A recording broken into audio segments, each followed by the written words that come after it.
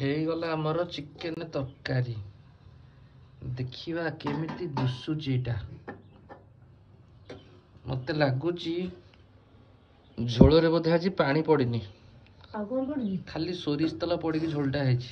ନା ନା ହୁଁ ତେଲ ପଡିଛି ଯେ ତୁ ଘାଣ୍ଟି ଦେ, ଠିକ ହେଇଯିବ। ତେଲ ପଡିଛି ମାନେ ଜବରିଆ ତେଲ ପଡିଛି ପୁରା। ନୂଆ କି ରୋଷେଇ କରିଛି ତ, ମାନେ ଆଇଁଷଟା କରୁନି। ଅଦିନିଆ କଲେ ତେଲ ମାରିଦେଇଛି କାଳେ ବଢିଆ କହିବେ। ବୋଲା ସିଏ ତ କହୁଛି ବୋଉ ସବୁବେଳେ ଭଲ ଖୋଜୁଛନ୍ତି, ଅଧିକ ତେଲ ମସଲା ଏଇଥିପାଇଁ ପକଉଛି ଆଉ।